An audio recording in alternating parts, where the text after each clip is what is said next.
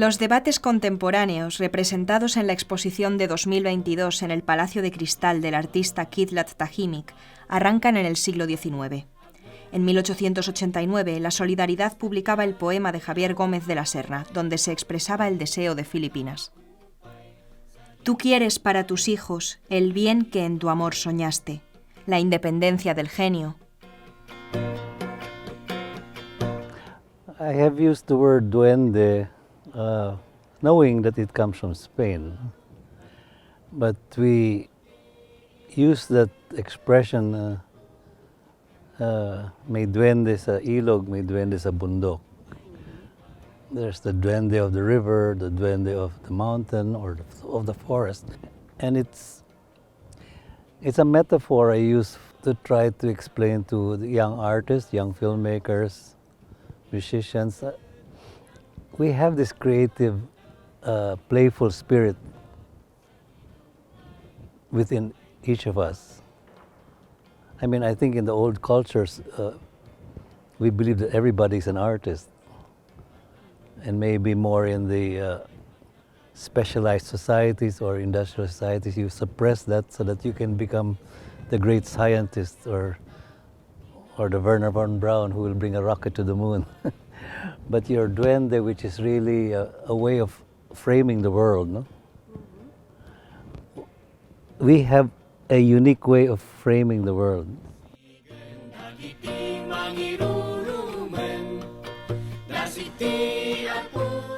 I see a very important point in your explanation, that both are in the boat, no?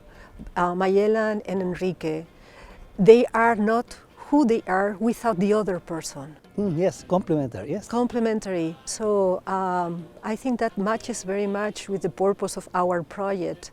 There is not only one narrative, there are many narratives, and we should put on the boat all of the possible narratives. And that enriches the final narrative. It's not just because you're the first man on the moon that your version is the version.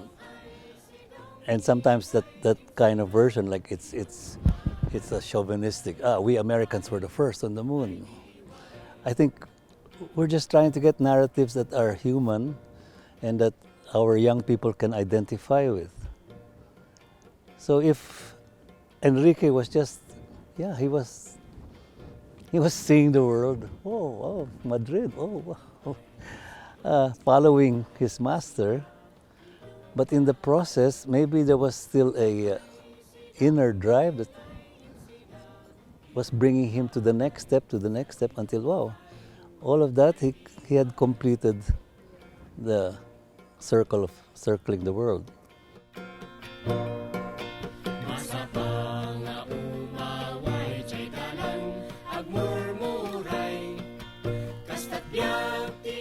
So when I was teaching at the University of the Philippines in the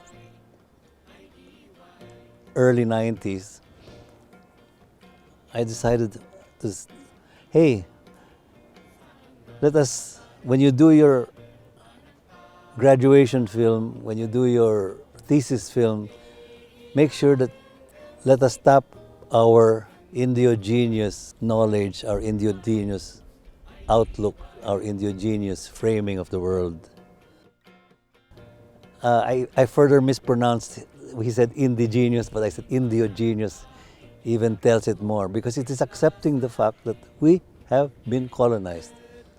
We cannot undo that, but we can turn this into a strength, our being both the Indio who have been suppressed culturally, but at the same time, we are in between the two worlds. And that itself is something we can use to our advantage. So when it comes to filmmaking, or any art form for that matter,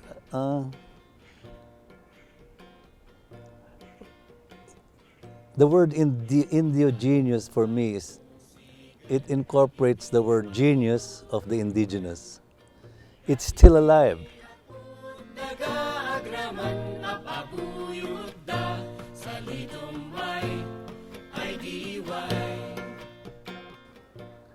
It's an asset. You have to dig it out again.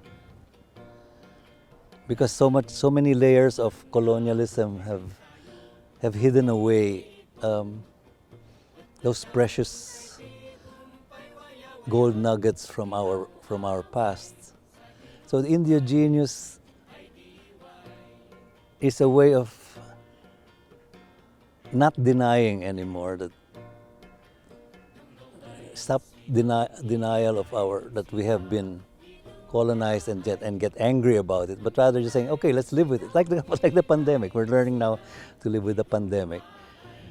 If we live with the fact that we have been Hispanized, we have been Americanized, but in the end, it is how we live with those elements in a kind of a balance that, wow, we have something to contribute to the world.